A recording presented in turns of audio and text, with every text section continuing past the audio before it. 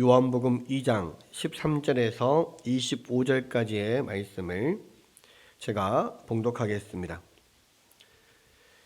유대인의 유월절이 가까운지라 예수께서 예루살렘으로 올라가셨더니 성전 안에서 소와 양과 비둘기 파는 사람들과 돈 바꾸는 사람들이 앉아 있는 것을 보시고 노끈으로 채찍을 만드사 양이나 소를 다 성전에서 내쫓으시고 돈 바꾸는 사람들의 돈을 쏟으시며 상을 엎으시고 비둘기 파는 사람들에게 이르시되 이것을 여기서 가져가라. 내 아버지의 집으로 장사하는 집을 만들지 말라 하시니 제자들이 성경 말씀에 주의 전을 사모하는 열심이 나를 삼키리라 한 것을 기억하더라. 이에 유대인들이 대답하여 예수께 말하기를 내가 이런 일을 행하니 무슨 표적을 우리에게 보이겠느냐. 예수께서 대답하여 이르시되 너희가 이 성전을 헐라. 내가 사흘 동안에 일으키리라. 유대인들이 이르되 이 성전은 46년 동안에 지었거늘 내가 3일 동안에 일으키겠느냐 하더라. 그러나 예수는 성전된 자기 육체를 가리켜 말씀하신 것이라. 죽은 자 가운데서 살아나신 후에야 제자들이 이 말씀하신 것을 기억하고 성경과 예수께서 하신 말씀을 믿었더라. 6월절에 예수께서 예루살렘에 계시니 많은 사람이 그의 행하시는 표적을 보고 그의 이름을 믿었으나 예수는 그의 몸을 그들에게 의탁하지 아니하셨으니 이는 친히 모든 사람을 아심이요 또 사람에 대하여 누구의 증언도 받으실 필요가 없었으니 이는 그가 친히 사람 속에 있는 것을 아셨음이니라. 아멘. 오늘은 이 말씀을 가지고 성전 청소라는 제목으로 요한복음 5번째 강의를 시작하겠습니다. 요한복음 2장은 예수님께서 공생애를 시작하시면서 가장 먼저 하신 일들이 무엇인가에 대해서 이야기하고 있습니다. 그 첫 번째는 지난주에 살펴본 것처럼 갈릴리 가나의 혼인잔치에 참석하신 일이었죠. 이 사건은 예수께서 이 땅에 오셔서 당신의 제자들에게 가장 주시고 싶어 하시는 일이 바로 영생의 어떤 풍성한 삶이라는 것을 가르쳐 줍니다. 그러니까 또한 이 요한복음에서 이 1장에 강조했던 이 예수님은 태초에 하나님과 함께 계셨고 하나님과 함께 또 천지를 창조하셨던 그 하나님이다. 그러니까 이 요한복음에서는 예수님이 하나님이시다는 사실을 굉장히 강조하고 있는데요. 바로 이 물로 포도주를 만든 이 사건을 통해서 바로 예수님께서 창조주 하나님이시다. 그 창조의 하나님이시라는 것을 가르쳐 준 겁니다.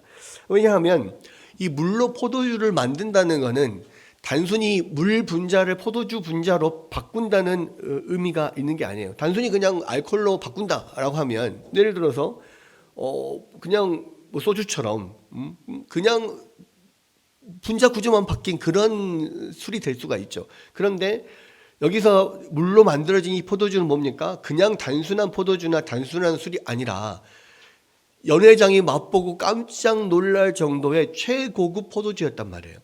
그 이야기는 모든 그 향과 맛과 그런 모든 것이 어떤 시간의 숙성을 거쳐야만 될 수 있는 그러한 최고급 포도주를 물로 만드신 건데 그 이야기는 그냥 단순히 예수님이 물로 포도주를 그냥 만들었다라는 의미라기보다는 그 포도주가 만들어지기까지의 그 오랜 어떤 최고의 재료로 오랜 시간을 거쳐서 숙성되는 그 모든 시간의 과정을 뛰어넘는 그러한 창조의 하나님이시라는 것을 보여주는 거예요. 그래서 사실은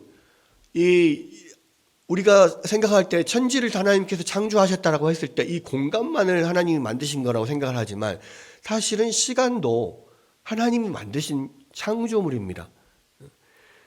그러니까 우리는 시간 안에 살고 있는 피조물이기 때문에 또 시간이라고 하는 것을 우리가 마음대로 바꿀 수 없기 때문에 그것은 그냥 창조물이 아닌 것으로 생각을 해요. 그러나 하나님은 이 공간뿐만 아니라 시간도 창조하신 분이죠. 그것을 이 물로 포도주를 만든 것 안에 이미 보여주고 계시는 거예요. 그 시간을 뛰어넘으시는 창조주 하나님이시다. 그러니까 그 1장에서 요한이 쭉 증거했던 것을 2장에서 실제적으로 바로 예수님이 그런 분이라는 것을 보여주고 계시는 거고, 또 2장 11절 이 물로 포도주를 만든 사건이 있은 다음에 마지막에 보면 이에 여자들이 비로소 예수님을 믿었다, 그렇게 되어 있습니다. 그러니까 분명히 지금 이 예수님을 따르던 첫 번째 제자들, 이게 안드레와 베드로, 요한과 빌립과 나다나엘, 이 사람들이 분명히 요한의 증거에 의해서 또 예수님을 직접 만나보고 이분이 우리가 기다리던 바로 그 그리스도구나 라는 사실을 믿고 따라왔지만, 그거는 머리로 인식을 한 거고, 진짜로 진짜 그렇구나, 진짜 이분이 그리스도시고 하나님의 아들이시구나, 물로 포도주를 만드시는 그런 하나님, 이 시간을 뛰어넘는 그런 엄청난 그런 창조의 능력을 가신 바로 태초에 계시던 그 하나님이구나라고 하는 것을 비로소 맛보아 알게 되는 사건, 그것이 바로 물로 포도주를 만든 사건이었다는 겁니다. 그리고 나서 이제 시간이 얼마 되지 않아서 예수님이 이제 유월절을 맞이해서 예루살렘 성전으로 들어가셔서 성전을 깨끗이 정화하는 그런 사건이 오늘 일어나게 되는데요. 우리가 한 가지 알아두어야 될 것이 있다면, 공관복음, 마태, 마가, 누가복음과 요한복음의 차이에 대해서 좀 저번에도 설명을 했지만, 이 공관복음은 주로 예수님이 갈릴리 지역에서 사역하시던 이야기들이 많이 기록이 되어 있습니다. 그래서 그곳에서 뭐 병자들을 고치시고 말씀을 선포하시고 여러 기적을 일으키시고 뭐 이런 것들이 많이 있고, 많은 사람들이 이렇게 여러 군데를 돌아다니면서 전도하시고 이런 것들이 기록이 되어 있다면, 요한복음은 이미 뭐 AD 50년에 60년 이 정도에 기록되어 있던 공관복음, 마태, 마가, 누가복음이 기록된 지 이미 30년 후에 요한이 거의 90세 되었을 때 기록한 거라고 그랬잖아요. 그러니까 공관복음에 없는 것들을 더 중점적으로 많이 다루는 것이 요한복음입니다. 특히 갈릴리 주변에서 사역하셨던 것들을 공관복음에서 많이 다뤘다면, 요한복음에서는요, 예수님이 예루살렘에 오셔서 사역한 일들이나 가르치셨던 말씀이나 또 유대인들과 부딪히셨던 것들, 이런 것들을 많이 기록을 합니다. 그래서 요한복음 안에는 유월절이 3번이 나와요. 그래서 우리가 예수님의 공생애, 그러니까 예수님이 공생애를 시작해서 3년 동안, 30세에 공생애를 시작하셔서 3년 동안 말씀을 가르치시다가 십자가를 지셨다라고 하는 것을 보통 그렇게 생각을 하는데, 그 근거가 뭐냐면 이 요한복음이 근거인 거예요. 왜냐하면 6월절에 3번이 나오니까. 그래서 이 3년의 공생애를 사셨다라고 우리가 판단을 하는 거고, 그래서 요한복음 안에는 이 예루살렘 근처에서 일어났던 일들이 대부분 많이 기록이 되어 있다라는 것을 우리가 미리 좀 알고 이 요한복음을 좀 보면 더 좋을 것 같습니다. 자, 그런데 이제 오늘 6월절을 맞이해서 예루살렘으로 들어가시는 예수님이 가장 먼저 하신 일이 뭐였냐면, 바로 이 성전에 들어가셔서 성전을 어지럽히는 장사하는 사람들을 다 내쫓았다라고 하는 것이 이제 오늘 우리가 함께 다루는 사건인데요. 사실 어떻게 보면 이런 성전 청소 사건이야말로 예수님의 공생애를 하시면서 가장 먼저 하신 일이다라고 생각할 수가 있습니다. 왜냐하면 앞에 나왔던 이 갈릴리 가나의 혼인잔치는 사실 예수님이 그것을 공적으로 자신을 드러내기 위해서 참석하신 게 아니었거든요. 그냥 그저 제자들과 함께 혼인잔치에 참석하셔서 잔치를 즐기고 있었는데, 그때 마침 그 잔치집에 포도주가 떨어지는 그런 엄청난 사건이 일어난 거죠. 그리고 그 문제를 해결할 수 없어서 그 어머니 마리아가 예수님께 그 문제를 가지고 나왔을 때 결국은 예수님께서 은혜를 베푸셔서 기적을 베푸신 거였지, 예수님께서 의도적으로 자신을 드러내시려고 이 사건을 계획하지는 않았단 말이에요. 그러나 이 성전 청소 사건의 경우에는 예수님께서 어떤 의도와 계획을 가지고 실행하신 가장 첫 번째 일이다라고 생각을 할 수가 있습니다. 왜냐하면 이스라엘 남자들은 율법에 따라서 적어도 1년에 3차례, 그러니까 유대인의 명절이 있죠. 유월절, 맥추절, 수장절, 이 세 절기가 있습니다.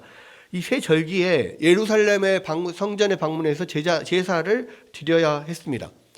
그러니까 예수님도 해마다 이 유대인의 명절이 되면 예루살렘 성전에 올라와서 제사를 드렸죠. 이 성경에 보면 예수님이 12살 되던 해에 유월절을 맞아서 예루살렘에 올라오셔서 랍비들과 막 토론했던 사건이 기록되어 있습니다. 그렇죠? 그러니까 예수님께서 이 거의 뭐 부모님을 따라서 어렸을 때부터 계속 예루살렘 성전을 이게 들었는데, 이 예루살렘 성전이 이렇게 혼란스러운 일이 이때만 있었겠냐고요. 이미 그 전에도 있었지 않습니까?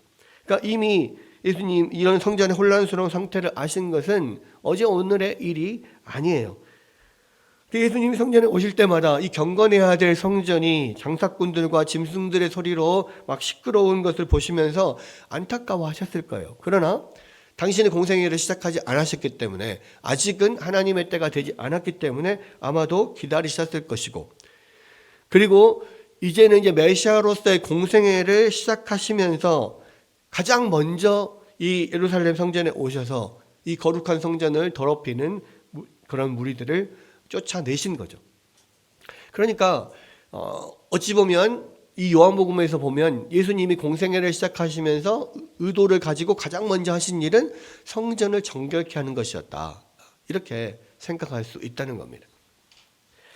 그러면 왜 이런 거룩한 예루살렘 성전이 이런 장사하는 집으로 바뀌게 된 걸까요? 자, 14절에 보면 이렇게 되어 있습니다. 성전 안에서 소와 양과 비둘기 파는 사람들과 돈 바꾸는 사람들이 앉아 있는 것을 보시고 그랬는데, 자, 여기에 두 부류의 사람들이 이 하나님의 집을 장사하는 집으로 만들고 있어요. 첫 번째 부류는 어떤 사람들입니까? 소와 양과 비둘기를 파는 사람들이에요. 자, 이 소와 양과 비둘기는 뭐냐면, 이 유월절을 맞아서 성전에 오는 사람들이 제사용으로 사용하는 짐승들을 파는 사람들이었어요. 그리고 또 한 부류는 돈을 바꾸는 사람들, 돈을 바꿔주는 사람, 환전해주는 사람들, 이 두 가지 부류의 사람들이 있었는데, 먼저 왜 이들이 성전 안에서 지금 장사를 하고 있는가 한번 살펴봐야 되겠죠. 당시 유월절에는요, 그 이스라엘 전역에 있는 사람들이 다 예루살렘을 찾아왔을 뿐만 아니라 전 세계에 흩어져 살던 디아스포라 유대인들, 그러니까 이 남유다가 망하고 바벨론으로 포로로 잡혀갔던 사람들 일부가 돌아왔지만 대부분 많은 사람들이 그 바벨론 지역에 포로로 잡혀가면서 거기에 정착해서 살았고요. 또 일부는 애굽 쪽으로 가서 거기서 살았고, 뭐 다른 여러 곳에 나중에 이제 사도행전에 보면 예수님 당시에 뭐 애굽 쪽, 바벨론 쪽뿐만 아니라 저쪽 뭐 로마, 뭐 그리스, 유럽 이쪽에도 다 흩어져 살던 디아스포라 유대인들이 있었단 말이에요. 이 사람들이 오순절을 맞이해서 성전에 와서 제사를 드릴 때 성령 강림 사건이 있었고, 그 성령 강림 후에 많은 그 제자들이 나가서 막 여러 나라 말로 이렇게 복음을 전하니까 사람들이 그것을 보고 놀래서 모이고, 거기다 베드로가 설교를 하니까 그 설교를 듣고 다들 회개하고 예수님 믿게 되고, 이런 사건들이 일어났잖아요.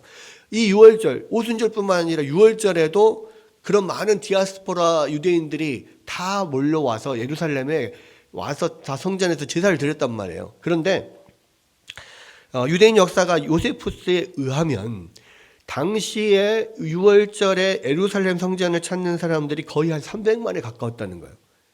그런데 물론 이게 뭐 현대 학자들은 좀 과장이 껴있는 수치다 뭐 이렇게 이야기를 하지만, 그때 당시에 원래 예루살렘의 인구가 한 5만에서 10만 정도였다고 합니다.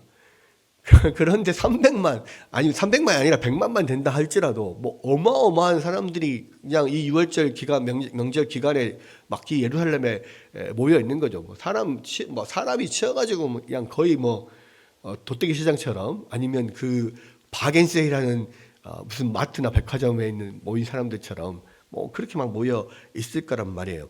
그러니까 얼마나 많은 사람들이 모였는지를 알 수가 있는데, 자, 문제는 이 사람들이 다 예루살렘 성전에 제사를 드리러 올 텐데, 멀리서 오는 사람들은 그 멀리서 제사를 드릴 짐승들을 끌고 올 수가 없어요. 왜냐하면 제사를 드릴 때 드려야 되는 제물이 흠 없는 1년 된 숫 양이나 숫 염소를 드려야 되거든요. 그런데 그 멀리서 짐승들을 끌고 오다 보면은 상처가 나거나 이런 애들이 있을 것이고, 진짜 너무너무 멀리서 온다면 1년 나름대로 생각을 하고 1년 된 소를 순양을 데리고 왔는데 오는 동안에 나이를 먹어가지고 아니면 그 훨씬 지나버릴 수도 있는 거고, 그러니까 여러 가지 멀리서 온 사람들에게는 문제가 생기는 거고, 바다 건너서 해외에서 오는 사람도 어떻게 할 거냐고, 이런 문제들이 있잖아요. 그러다 보니까 그러면 현지에서 가장 흠없는 좋은 양, 또 좋은 그 짐승을 사서 제물을 드리면 좋지 않겠냐. 이렇게 되고, 또 이런 유월절 특수를 맞이해서 그 많은 300만이나 되는 사람들이 와서 이 제사를 드리면 얼마나 많은 그런 제물들이 필요하겠습니까? 그것을 위해서 장사하는 사람들이 분명히 있었을 거예요. 그런데 이제 문제는 뭐냐? 그런 엄청난 이제 그 짐승을 제물로 드리는 짐승을 파는 그런 장사를 하는 사람들이 엄청난 특수를 누릴 텐데, 이거에 대해서 이 대제사장과 그 제사장 무리들, 성전 지도자들, 종교 지도자들이 이거 돈이 되겠네 생각을 한 거예요. 그래서 이들이 돈을 벌 수 있는 좋은 방법이 있는데, 그게 뭐냐면 이 짐승들이 흠이 없다라고 판정을 해주는 사람이 누구냐면 제사장들인 거예요. 그리고 제사장들이 그 짐승들을 끌고 오면 외부에서 또 멀리서 가지고 온 짐승들에 대해서 굉장히 엄격하게 판단을 합니다. 그래서 조금이라도 흠이 있으면 트집을 잡아서 불합격 판정을 내려버려요. 그러면 그 불합격 판정을 받은 짐승들은 쓸 데가 없어요. 그 짐승이 예루살렘 성전 근처에서 키우고 있는, 자기가 가지고 있는 재산이 아니잖아요. 이 제사용으로 어차피 갖고 온 건데 불합격 판정을 받았으니까 제사를 드릴 수가 없고, 그러면은 아무 필요가 없게 되는 거죠. 그러면 그 성전에서 불합격 판정 받은 그 짐승들을 헐값에 사요. 그리고 그것을 다시 되파는 거예요. 그 대신 성전에서 팔았기 때문에 이거는 적합하다, 오케이 판정. 그래서 조금 흠이 있거나 이래도 그냥 넘어가는 거예요. 그런 식으로 하다 보니까 이제는 어떻게 됩니까? 이 성전 안에 그런 불합격 판정에서 헐값에 샀던 이 재물들이 많아지겠죠. 그런 짐승들이 많아지겠죠. 그런 것들을 되파는 장소가 필요해요. 그 장소를 대제사장이 이 성전 밖에 있는 여러 뜰이 있는데, 유대인의 뜰, 여자들의 뜰, 이방인의 뜰, 여러 뜰이 있는데 그 뜰 중에서 이방인의 뜰에서 이것을 팔도록 했단 말이에요. 성전 인증 재물을 이방인의 뜰에서 팔도록 했어요. 그래서 그걸 가지고 엄청난 착취를 하는 겁니다. 성전에서 파는 것을 사면 무조건 다 합격이니까 그만큼 다른 곳에서 산 것보다 훨씬 가격을 높게 받겠죠. 기록에 의하면 밖에서 산 것보다 최대 16배를 받는 것도 있었다라고 하는 그런 엄청난 폭리를 누리는 그런 일들이 있었습니다. 그러면서 이제 대제사장들과 그 제사장 무리들, 유대 지도자들이 이 유월절 특수를 이용해 가지고 불을 축적하는 거예요. 또 한 무리 사람들은 어떤 사람들이냐면 돈 바꾸는 사람, 환전상입니다. 그러니까 왜 그럼 돈을 바꿔야 되느냐? 이거는 이제 성전세와 관련이 있는 거예요. 그러니까 20살 이상의 이스라엘 남자들은 1년에 한 번씩 반드시 성전세로 은 반세겔을 내야 됩니다. 이 반세겔은 우리가 잘 아는 단위로 생각하면 2데나리온, 그러니까 일일 노동자의 이틀 품삯입니다. 요즘에 일일 노동자 품삯이 올라가지고 뭐 하루에 20만 원씩 받는다고 하더라고요. 그러면 이틀씩 품삯이니까 반세겔이면요 40만 원 정도 됩니다. 그렇죠? 상당히 높은 거잖아요. 그죠? 그런데 문제는 이때 당시에 화폐들이 대부분이 이제 뭐 세겔, 은 반세겔 이렇게 사용을 했는데 이때 당시에는 한국은행 뭐 뱅크 오브 아메리카 뭐 이렇게 딱 정해져 있는 조폐공사가 따로 없었단 말이에요. 그러니까 뭐 여기저기서 나름대로 은을 가지고 화폐를 찍어내요. 근데 그때 당시에 화폐는 뭐냐면 만약에 은이 이게 10만 원짜리 화폐다 그러면 그 10만 원짜리 화폐 안에 은이 10만 원어치가 들어 있는 거예요.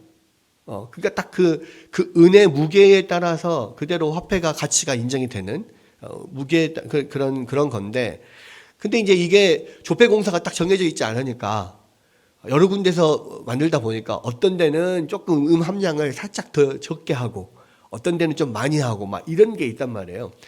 근데 그 중에서 가장 신뢰할 만한 이 화폐가 어디에서 발행된 거냐면 드로에서 발행된 것이 가장 신뢰할 만한 그런 은화였어요. 왜냐하면 로마 제국에서 드로에다가 그쪽 지역에서 통용되는 은화를 찍어내는 조폐공사를 만든 거죠. 그래서 드로산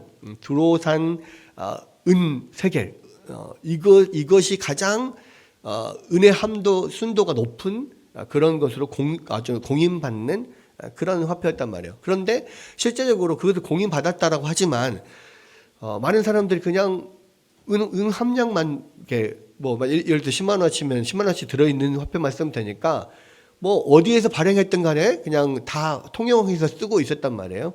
그런데 성전세로 내는 은 세겔은 반드시 드로산 은 세겔만을 받았어요. 그 이유는 가장 순수한, 가장 어떤 순도가 높은 세겔, 그것을 하나님께 드려야 된다라는 생각 때문에 아마 그랬던 것 같아요. 그래서 드로산 은세겔만을 받았기 때문에 세계 각국에서 뭐 여러 지역에서 몰려온 사람들이 와서 성전세를 1년에 한 번씩 내야 되는데 그것을 드로산 은으로 바꾸려면 환전소가 있어야 되잖아요. 이거를 또 이 유대 지도자들이 이거 돈이 되겠다 생각을 해서 6월절 한 20일 전부터 이런 그 이방인의 뜰에다가 환전소를 설치를 해 놓습니다. 그리고 성전에 드릴 수 있는 드로산 은을 세계를 바꾸어주는 일을 하면서 수수료를 받는데 몇 퍼센트를 받냐면 12.5%를 받아요. 그러니까 거의 일화를 받는 거예요. 100만 원이면 10만 원, 10만 원이면 만 원. 일화를 수수료를 받아요. 그런데 여러분 생각을 해보십시오. 이게 왜 돈이 됩니까? 아까 이 6월절 기간이 되면 한 300만이 사람들이 예루살렘에 모인다 그랬잖아요. 그 중에 뭐 예를 들어서 100만만 이 성전세를 낸다고 생각을 해봐요. 그러면 여러분들 계산하기 힘드니까 제가 계산기를 두드려서 계산을 해봤습니다. 자, 현재 시세로 은 반세겔이면 40만 원이라고 했잖아요. 100만 명이 40만 원을 내면 얼마냐? 4천억입니다. 그러면 수수료가 그중에 10%잖아요. 12.5%니까 더 많지만. 그러면 얼마예요? 100억이요, 100억. 6월절 특수기간 동안에 환전 수수료로만 100억을 벌 수 있는 거예요. 그러니까 이게 엄청난 거죠. 엄청난 거죠. 아마도 뭐 또 마찬가지일 겁니다. 밖에서 환전한 거, 밖에서 한 것은 뭐 어떻게든 안 받는다 뭐 하면서 또 여기서 어떻게든 환전하게 만들었을 수 있죠. 여러분 결국은 뭡니까? 이 사람들이 이 유대 지도자들이요. 정말로 절대 권력을 가지고 절대 부패한 그런 사람들의 표본인 거죠. 그러면 이 사람들은요, 하나님은 안중에 없어요. 율법은 안중에 없습니다. 재밌는 게 뭐냐면, 이때 당시에 대제사장이, 예수님 당시에 대제사장이 가야바였습니다. 예. 근데 대제사장은요, 유대 율법에 대제사장은 평생 대제사장직을 하다가 그 사람이 죽으면 그 직계 자손 중에 한 사람이 이제 대제사장을, 그러니까 그 아론의 후손들이죠. 아론의 후손들만 대제사장을 할 수가 있었습니다. 그런데 이때 얼마나 부패를 했냐면, 이 가야바의 장인이 안나스라는 사람인데, 그 안나스가 유명한 대제사장이었어요. 근데 그 안나스가 죽기도 전에 대제사장 자리를 자기 사위한테 물려줘요. 말이 됩니까? 직계 자손으로 이 대제사장이 이렇게 아론의 자손으로 이렇게 이어받아야 되고, 또 그 전에 대제사장이 죽어야만 그 다음은 대제사장이 되는 건데, 대제사장이 살아 있으면서 자기 사위한테 대제사장직을 물려줘요. 그리고 자기는 명예 대제사장으로 그 사위 대제사장보다 더 위에 있습니다. 그래서 나중에 예수님이 재판받을 때도 보면 가야바보다 그 장인 안나스가 대제사장으로서 훨씬 더 많은 권위를 가지고 행사를 하는 걸 봐요. 그러니까 이 안나스, 가야바 이 집안이 지금 그 성전에 있는 모든 그런 성전을 통하여서 얻을 수 있는 그런 부에 대한 권력을 다 갖고 있는 거예요. 심지어는 어떤 기록에 의하면요, 지금 재물을 팔고 돈을 바꾸고 하는 이방인의 뜰을 다른 명칭으로 안나스의 뜰이라고, 안나스의 시장이라고 하기도 한답니다. 그러니까 그만큼 이 안나스 대제사장이 그 모든 것을 관할을 하고 있었던 거죠. 여러분, 하나님 앞에 제사를 드리고 예배를 드리고 찬양하고 기도해야 되는 그러한 거룩한 성전을 이 유대 종교 지도자들이 자신의 부를 착취하고 축적하는 그런 수단으로 지금 사용하고 있었던 거예요. 그리고 지금 이 성전 안 이방인의 뜰을 메우고 있었던 많은 돈 바꾸는 사람들, 장사하는 사람들은 다 그 유대 지도자들, 종교 지도자들과 결탁된 사람들이 거기에 지금 들어와 있는 거죠. 그러니까 예수님은 이런 무리들에게 분노하시면서 이 노끈으로 채찍을 만들어서 성전 밖으로 다 쫓아내신 겁니다. 우리가 생각을 할 때 이 노끈이라고 나와 있으니까 우리는 약간 이 플라스틱으로 만들어진 노끈 생각을 하잖아요. 그때 당시 무슨 노끈이 있었을까? 그리고 그것으로 이렇게 휘둘러 봐야 뭐 얼마나 그게 뭐 효과가 있을까라고 생각을 하지만 그 노끈이 아니고 그때 당시에 이게 주로 사용하던 것이 삼대로 엮어서 만든 그런 튼튼한 동아줄 같은 뭐 이런 밧줄 같은 거, 그런 거를 가지고 채찍을 만들어서 사람들과 동물들을 쫓아냈는데, 사실은 자세히 보면요, 우리는 이 사람들을 쫓아냈다고 생각하지만 여기 보면 동물들을 쫓아내신 거예요. 동물들을 다 쫓아내면 사람들은 당연히 이 동물들을 잡으려고 다 나가겠죠. 그러니까 예수님이 사람을 공격한 게 아니고 동물들을 다 쫓아내면서 그 동물 파는 사람들을 다 이렇게 밖으로 나가게 하신 거고, 비둘기 파는 사람들에게는 비둘기를 막 3장을 다 열어서 날려 보낸 게 아니라 어떻게 합니까? 3장을 가지고 나가라 그렇게 이야기하죠. 왜? 다른 짐승들은 쫓아내더라도 가서 잡을 수 있지만 비둘기는 날려버리면 잡을 수가 없잖아요. 그러니까 3장 갖고 나가라 이렇게 이야기를 합니다. 그리고 환전상들도 돈을 그냥 돈통을 엎어버려요. 그러면 막 이게 그때 당시엔 다 주화였으니까 막 떼구를 막 와장창창하고 막 굴러가고 난리가 나겠죠. 그러면 사람들이 그거 주술려고 막 잡으러 다니면서 결국은 사람들이 다 밖으로 나가게 되는 거죠. 예수님은요, 그러면서 내 아버지의 집으로 장사하는 집을 만들지 말라. 그러니까 거룩한 하나님의 성전을 너희들의 탐욕의 도구로 사용하지 마라.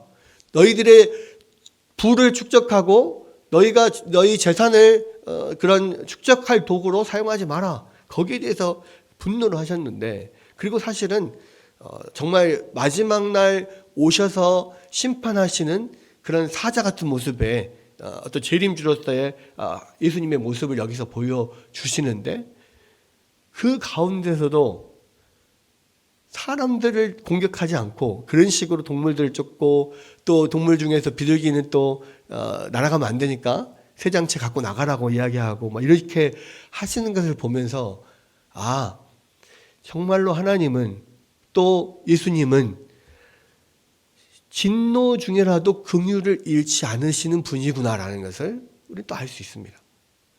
그러니까 단순히 막 분노 폭발해가지고 막 눈 뒤집어져서 막 사람들 막 이렇게 막 혈기를 부린 게 아니라, 목적에 맞지 않게 사용되고 있는 성전, 거룩한 성전을 자기 사리 사욕의 도구로 사용하고 있는 것들에 대해서 심판하시면서도 예수님께서 긍휼을 잃지 않는 거예요. 사람들에게, 그 사람들에 대해서. 여러분, 이 말씀을 우리가 준비하면서 그런 생각들을 해봤습니다. 예수님께서 공생애를 시작하시면서 가장 먼저 하셨던 것이 성전을 정화시키는 일이었잖아요. 만약에 그 예수님이 지금 이 시대에 이 땅에 오시면 가장 먼저 뭘 하실까? 공식적으로. 전 동일하다고 생각합니다. 가장 먼저 교회로 오셔서 교회 안에서 본질을 잃어버린 교회를 하나님께서 심판하실 거예요. 예수님께서 심판하실 거예요. 분노하시면서 다 나가라 쫓아내실 것이에요. 여러분, 성전의 본질은 무엇입니까? 하나님을 만나는 곳이에요. 하나님의 말씀이 선포되는 곳이고, 하나님 앞에 제사가 드려지는 곳이고, 예수 그리스도의 보혈의 피, 그 제물의 피로 인해서 용서함이 일어나는 곳이고, 그곳에서 하나님 앞에 다시 한번 회개하고 또 하나님 백성으로 서는 그런 곳이 성전이잖아요. 하나님과 만나는 곳이 성전이잖아요. 이 시대에 마찬가지입니다. 이 시대의 교회도 뭡니까? 하나님을 만나는 곳이에요. 하나님의 말씀이 선포되는 것이고, 예수 그리스도의 보혈의 피로 용서함을 받는 곳이에요. 그런 일들이 이 땅에서 가장 많이 일어나야 될 것이고, 이 교회 안에서 모든 예배가 정말로 하나님 앞에 거룩하게 드려지는 예배가 되어야 될 텐데, 그러지 못하는 경우가 너무 많잖아요. 실제로 이 시대의 이 교회에도 교회를 통하여서 자기의 사리사욕을 채우려고 하는 사람들이 얼마나 많습니까? 교회를 통하여서 자기의 욕심을 채우려고 하고, 교회를 통하여서 자기의 명예를 드러내려고 하고, 교회를 통하여서 뭔가 자기의 어떤 생각대로 교회를 이용하려고 하는 사람들 얼마나 많아요. 그것에 대해서 분명히 예수님은 똑같이 이렇게 분노하실 거란 말이에요. 또한 우리 예배를 더 봐요. 정말로 하나님 앞에 드려지는, 성전에서 드려지는 이 제사가 정말로 순결하게, 순수하게, 하나님 앞에 열정적으로 정말 거룩하게 잘 드려지고 있는가? 우리가 지금 드리는 예배가 그렇게 되어 있는가?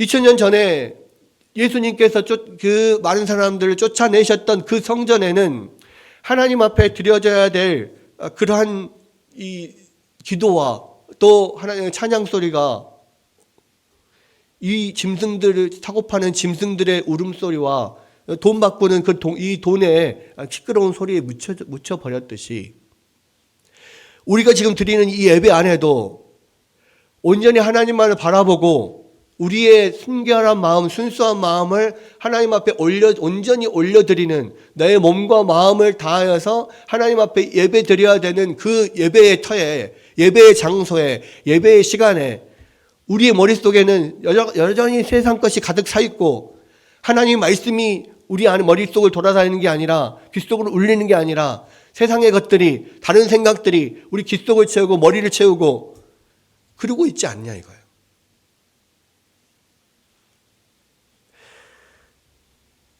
여러분, 이 유대 지도자들은요, 돈에 혈안이 돼 있었어요. 당연히 그렇기 때문에 이 유대 지도자임에도 불구하고 이 사람들은 하나님 앞에 드리는 제사, 거룩, 예배 여기에 대해서는 거의 관심이 없었어요. 그들의 눈에는 그런 것들이 보이지 않고 그들의 귀에는 그런 것들이 들리지 않았을 거란 말입니다. 사람은요, 다 관심이 있는 것만 보이고 관심이 있는 것만 들려요. 여러분 재밌는 게요.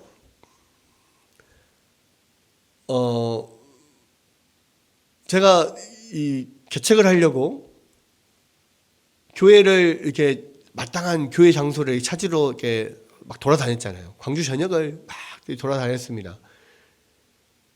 그러니까요, 가는 곳마다 다 교회만 보여.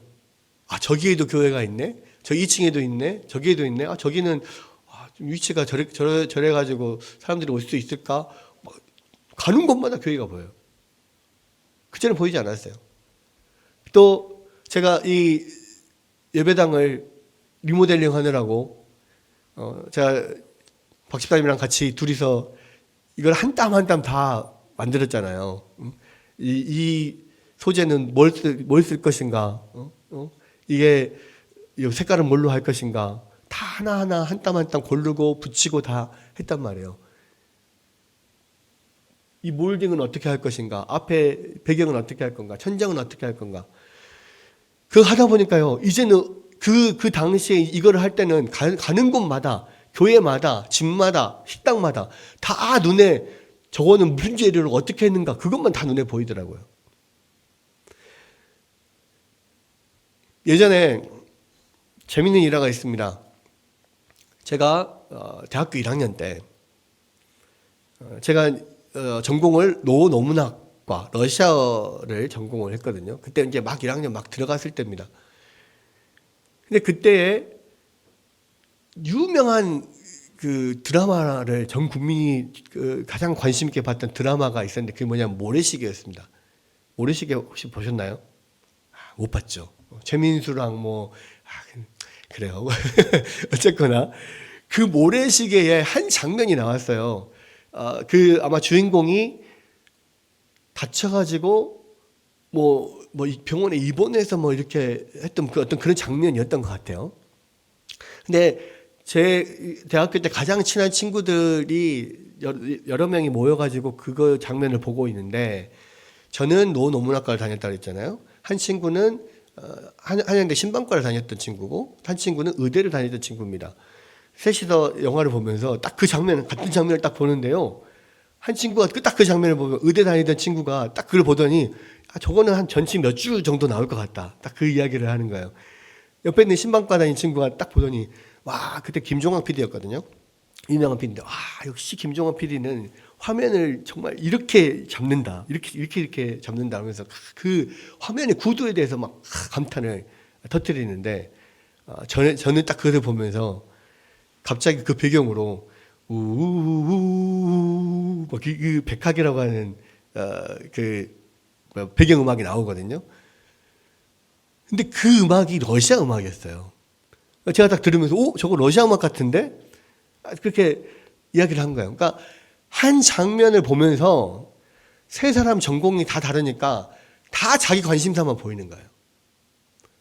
저 그걸 보면서 정말 사람은 다 자기 관심이 있는 것만 보이고 자기 관심이 있는 것만 들리는구나 이런 생각이 들었어요. 여러분 그런데요. 중요한 게 있습니다. 사람은 자기 관심사만 보이고 관심사만 들리거든요. 그런데요, 여러분. 교회에 왔는데 여러분의 귀에 하나님 말씀이 잘 들리지 않아요. 설교가 잘 귀에 들리지 않아요. 왜 그럴까요? 말씀에 관심이 없어서 그래요. 하나님의 말씀이 나의 삶에 정말로 관심을 기울여서 추구하는 그 관심사가 아니기 때문에 하나님의 말씀이 귀에 들리지 않는 거예요. 여러분 눈에 무엇이 보입니까? 여러분 눈에 보이는 그것이 관심사인데요. 그게 여러분의 마음이 어디 있는가를 보여줘요.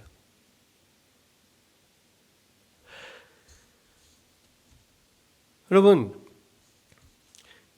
예수님은 지금 예수님이 하신 일은요, 제자들도 생각도 상상을 못했던 거예요.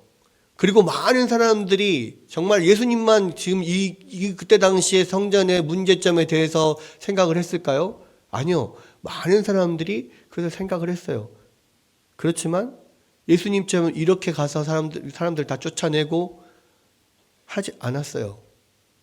예수님이 왜 그러셨을까요? 17절 보십시오. 17절 한번 읽어볼까요? 자, 17절 한번 읽어보겠습니다. 시작. 제자들이 성경 말씀에 주의 전을 사모하는 열심히 나를 삼키리라 한 것을 기억하더라. 뭡니까? 예수님 마음 안에는요, 하나님의 전을 사모하는 마음이 가득 차 있었습니다. 자신의 모든 삶을 삼킬 만큼, 물론 이건 다윗의 고백을 제자들이 인용한 것이지만 그만큼의 하나님을 향한 열정, 하나님의 전을 향한 마음이 그 안에 가득 담겨 있었기 때문에 이런 일들을 과감하게 할 수 있는 거예요. 아, 예수님은 하나님이니까 가능했다? 아니요. 예수님이 육신을 입고 이 땅에 오셔서 하는 모든 일은 다 사람으로서 하신 거예요. 그리스도로서 하신 거라고요. 그 마음에 이러한 열정이 있었기 때문에 사실은 이건 목숨을 걸고 하는 일이거든요. 그렇잖아요. 실제로 이 사건 이후에 사람들이 예수님을 죽이려고 계속해서 틈을 찾습니다. 그리고 뭐 그 뒤에 보면은 네가 이런 일을 행하는 것을 보니 네가 뭐 무슨 자격이나 있냐, 권위나 있냐, 한번 증거를 대봐라, 무슨 표적을 보여볼래, 뭐 이렇게 막 이야기를 하잖아요. 예수님은 목숨 걸고 이것을 한 거예요. 그런데 그 일이 그 목숨 걸고 하는 행위가 어디서부터 났다고요? 주의 전을 사모하는 열심, 하나님을 향한 그런 뜨거운 마음에서 난 거예요. 여러분, 결국은 주의 전을 사모하는 열심이 그를 삼키리라. 정말로 하나님을 사랑하는 그 마음을 통하여서 예수님은 계속해서 이제 십자가를 지는 그 길로 끊임없이 달려갑니다.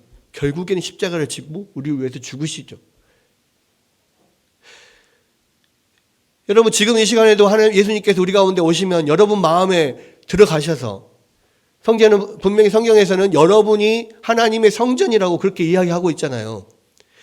여러분의 하나님의 성전인 여러분의 마음속으로 예수님이 들어가셔서 하나님을 향한 열심을 뺀 모든 가득 차 있는 근심, 걱정, 관심 모든 것들을 다 쫓아내시고 분노하실 거란 말이에요. 왜 이런 것들이 여기 가득 차 있느냐? 하나님의 성전에.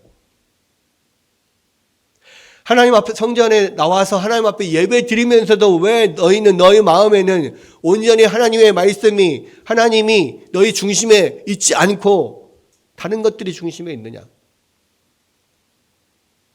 예수님께서 분노하시고 우리의 예배에 대해서 다시 한번 도전하실 거란 말이에요. 여러분, 이 시간 이 주님의 음성을 들었으면 좋겠습니다. 과연 나는 하나님의 성전으로서 거룩한 예배 장소로 사용되고 있는지. 우리는 이곳에 나와서 예배하지만 세상에 나가서도 얼마든지 예배할 수 있어요. 왜냐하면 우리는 성전이니까요. 하나님의 성전이기 때문에 우리는 거룩해야 돼요. 거룩한 것으로 언제나 가득 차 있어야 돼요. 그런데 우리는 잠깐 주일날 나와서 예배 드리는 그때만 하나님으로 차 있든지, 아니면 그때에도 여전히 다른 것들로 가득 차 있고 몸만 왔다 갔다 하는지. 우리는 하나님 앞에, 예수님 앞에 늘 고백하고 예수님께 기도해야 됩니다.